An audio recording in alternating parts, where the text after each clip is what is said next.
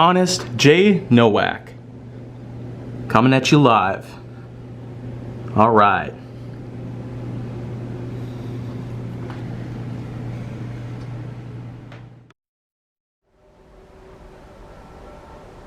A pleasure to meet y'all at last, and welcome back to Honest J. Nowak Graphix.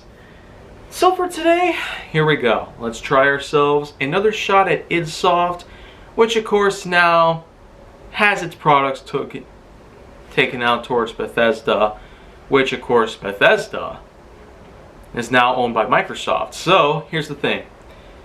Doom Eternal is what I'm basically going to be talking about next, in case y'all are not aware about it. Check the title, please. So, if we're on the same page, that's fine then. Anyways, Doom Eternal is in fact a straight-up sequel to Doom 2016, another product of id Soft, which of course is now owned by Bethesda, which, let's not forget, has been under ownership of Microsoft in recent times. So when you really think about it, a lot of these franchises have pretty much been handed down from owner to owner to owner, and I mean, that's no surprise at all. This is one of many examples in life. But Doom Eternal, being the straight-up sequel that was released a few years after Doom Eternal, had certainly given us a lot to look for. I tell you, if you're looking forward to seeing more from the Doom series, then well, it's probably a possibility. But in all seriousness, I can't necessarily be sure how good everything else might be. Doom Eternal, however, though, still is a pretty high-ranking game, by all means. A straight-up sequel to Doom 2016 that really picks up where it left off. Except, of course, the whole thing about it is that, well, in between Doom 2016 and Doom Eternal, there's been a lot of lore, a lot of things that people have talked about in the past, pretty much. And when Doom Eternal finally came out in March 2020, just as the pandemic itself was actually declared a pandemic, and as a result, precautions ended up being taken, rightfully so. But when you get down to it though, Doom Eternal being the first game I actually bought, brand new at the time with credit, that was becoming rather successful throughout 2020, and honestly it's probably not doing so well now, but I'm not really sure how else to put it together. Doom Eternal, though, is still a great game. It gives us the kind of stuff that you would expect to see come out of the Doomslayer a second time. A second entry into the modern Bethesda Doom series, that of which, of course, in terms of, well, some things have been taking place, whereas when you take a look at how Bethesda's been going with the Wolfenstein series, which was another product of id Soft back in the 90s, then, well, Wolfenstein's gotten 4 titles, which is crazy. There's one game, then there's a prequel to it, then there's a sequel to the first, then there's a third, pretty much.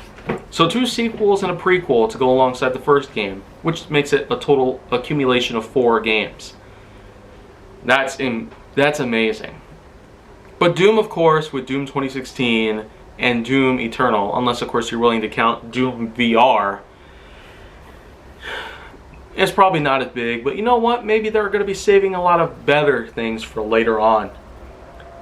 Still, though, I will say that Doom Eternal is just amazing.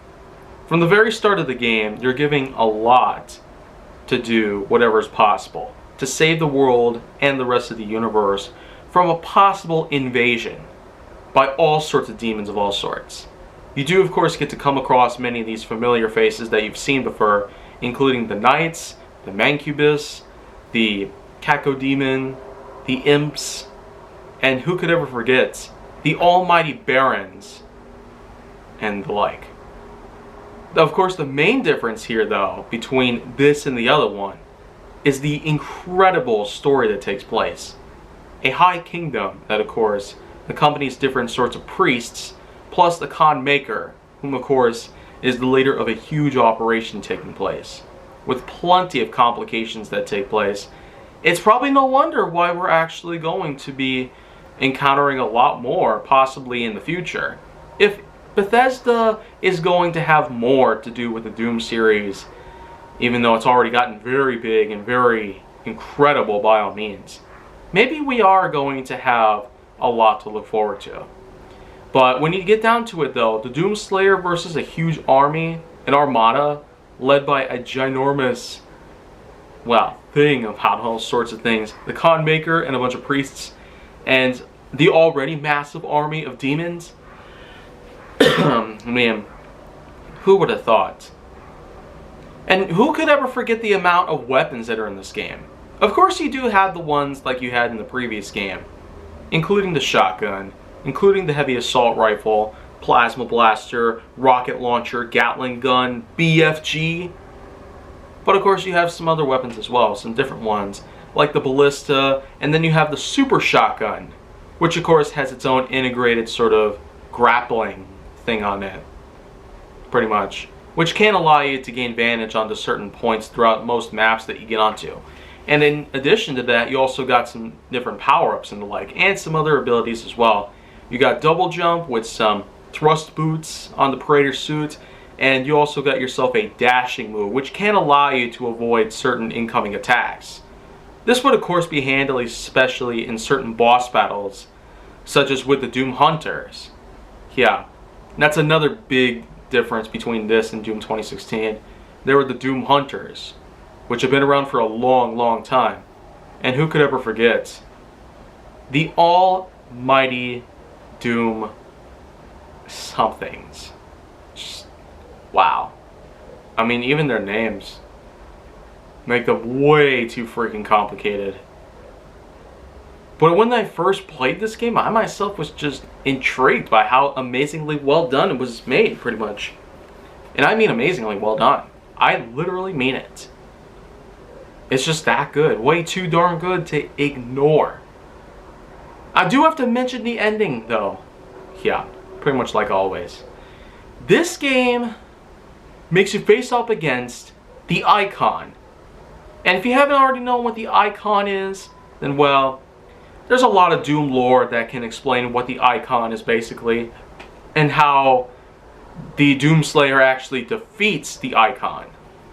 But I tell you what, after basically defeating the loads of other things out there, and it's fair to say that the final ever boss battle in the entire game with the Icon itself is just tremendous. It really allows you to get a lot of puzzle solving and attributes and other such stuff that could ever possibly be done.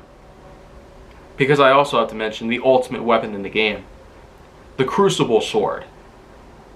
And this actually was in fact shown at the very end of Doom 2016, right before Dr. Samuel Hayden actually locks Doomslayer away in some undisclosed location. But the thing is that, well, this Crucible Sword actually does make an appearance in this game. And it's even being used by the Doomslayer in this game. So you can use the amazing power of this weapon and just slash demons to bits. And who could ever forget the almighty rip and tear sequence of the chainsaw, which I do have to mention that honestly, compared to Doom 2016, where you could use the chainsaws on certain occasions, especially when your ammo count gets low or your health count gets low, in here it actually makes you use the chainsaw a bit more often than you need to, especially because it probably tries to amp up the difficulty at times in terms of utilizing ammo to the best of your advantage. Because you do tend to run out of ammo a little too quickly in this game, so that's pretty much where the chainsaw tends to come in way more often than it needs to. Not really that I'm complaining and all that good stuff, but still. Lots of differences between this and the other one. Quite a big 4-year gap that had come by between both games, and yet I'm still going on a limb to pretty much say that Doom Eternal is just amazing, by all means.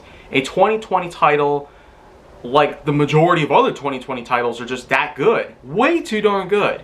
For a year that so many people are just going to start lying about constantly, it's just awful by all means. I myself am an adult, fully developed, fully mature, fully conscious. And I'm bringing the truth to y'all, to all of y'all. And, well, you know what? this is pretty much just where I'm going to leave it at until the end of time. So if you want to see more go down on my channel, then make sure that you like, subscribe, comment, follow me on social media, and stay on the Hollywood side.